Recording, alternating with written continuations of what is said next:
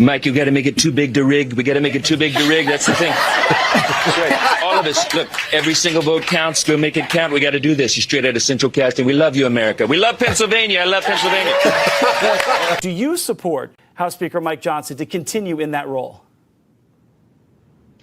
Well, Happy New Year to you. And, you know, it's interesting that Trump just weighed in, and I couldn't agree more with President-elect Donald Trump. He says we are the party of common sense. We have no time to waste. We have a mandate from the American people. Mike Johnson needs to be re-elected as Speaker of the House so that we can get to work. I think everyday Americans could care less about who is Speaker, because what they want is for inflation to come down, prices to come down, to get government out of their business and out of their everyday lives, and that's what we have to do. Hey guys, just want to say thank you so much for hitting the like button and subscribing. Let's get started. House Speaker Mike Johnson may have just been put on notice. With President-elect Trump endorsing him, many people feel that a re-election is assured. President-elect Donald Trump has now endorsed Mike Johnson to continue as House Speaker.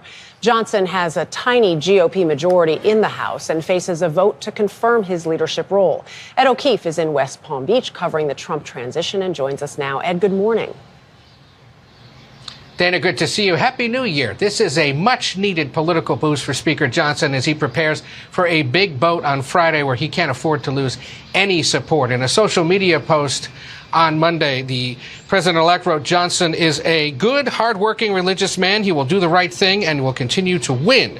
Mike has my complete and total endorsement." 4 words there most Republican elected officials like to hear. Johnson responded by thanking Trump and adding, "The American people demand and deserve that we waste no time." The Trump endorsement comes despite the president-elect's frustration with the Speaker and Republicans for failing to raise the federal debt limit as part of the short-term spending deal approved just before Christmas, as he had urged them to do so. Handful of House Republicans said Monday they'll back Johnson now that Trump has weighed in, but others are holding out, at least for now, saying they want further assurances before committing their support. While GOP Congressman Tom Massey from Kentucky, for example, has serious concerns about federal spending, said he won't vote for Johnson, meaning the Speaker can't afford to lose any other votes when they meet on Friday, given how closely divided they are between Republicans and Democrats. And remember, electing a Speaker is one of the first things the House has to do, and they really can't do much else until that happens. Although some hardline Republicans may make it tougher for Johnson. I'm also going to go over the huge changes that are being made right before Trump takes office, one of which is with the J6 committee and how one prosecutor has now decided to quit early. And speaking of quitting early, Disney might need to tone down their woke agenda as one of their latest films is set to be a flop. But let's go ahead and get the ball rolling here with U.S. Attorney Matthew Graves. Well, new at 4, U.S. Attorney for D.C. Matthew Graves now stepping down. Yeah, he had the job, Annalisa, for 3 years and was first nominated by President Joe Biden. And coming in to serve as acting U.S. Attorney when Graves will leave behind will be Bridget Fitzpatrick there. She served as Principal Assistant United States Attorney and has 15 years of federal law enforcement experience. Graves will officially step down on January 16th of the new year. Isn't it strange that he's just stepping down just days before Trump is set to become the 47th president of our country? It's helpful to know that Graves led the prosecution of more than 1,500 J6 defendants. Many people claim that this is the shoe on the other foot. The situation has changed dramatically with these individuals now running from possible justice. Now, this kind of reminds me of Mike Davis's post on X regarding Jack Smith and him dropping both cases against Trump. In his post, Davis says the hunters are about to become the hunted, legally, politically, and financially. Nobody's above the law. Now, in terms of career, it's already happening to the likes of Fani Willis, Nathan Wade, Jack Smith, Alvin Bragg, Letitia James, and now Matthew Graves. And the changes are coming in fast, with Trump set to be sworn in by January 20th. Now, the huge question that's being asked is if Mike Johnson will still be the Speaker of the House by that time, given that he's facing a lot of pushback from Democrats together with a few Republicans, one of which is Republican Representative Victoria Spartz. Why are you not committed to Speaker Johnson as the next Speaker of the House? Well, I'll tell you, I look at people's track record, and unfortunately, we will not be able to deliver on President Trump's agenda, as the same happened in 2016, because it has to be done legislatively if we don't have Speaker with the courage, vision, and a plan. And if Speaker Johnson wants to be a Speaker, then he needs to lay out that plan and commit to that plan, not like what he did last year. He committed on the House floor to have a fiscal commission, so we have plan for that ceiling increase, which President Trump is right about. We have no plan.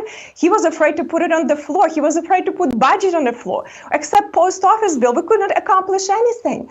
So I can give him a chance, but I would like to hear from him how he's going to be delivering this agenda and what plan he has, and he hasn't been doing it. What she's trying to say here is that Mike Johnson has to man up and that he hasn't been performing well enough for the entire party to be able to support him. And so now President-elect Trump on his end posted on Truth Social to say that Mike Johnson is still up for the job. He calls back the epic presidential campaign that he ran when they won all 7 swing states. He also blasted the Democratic Party for wasting so much money while losing to him in all of those states. Trump also argued that this isn't the time to blow the great opportunity that's been given, citing that Mike Johnson is a good, hardworking, religious man, and then giving him his complete and total endorsement. And while it looks good on paper, Mike Johnson's political career, it still hangs by a thread. This is made very clear by Representative Thomas Massey, who posted on X about it. So he says that Mike Johnson gave Democrats the billions of dollars that they wanted for the Ukraine. He even took a video of the celebration that happened in Congress, one that the House Sergeant at Arms threatened to fine him for if he shared it online. I guess having our lawmakers wave the Ukraine flag in Congress is a weird look. And on that note, it's kind of weird how Disney movies have now seen a huge slump in terms of viewership. There's also a lot of backlash when it comes to casting, specifically for Snow White, as they expect us to believe that Rachel Zegler is the fairest one of them all, and that Gal Gadot is envious of her looks.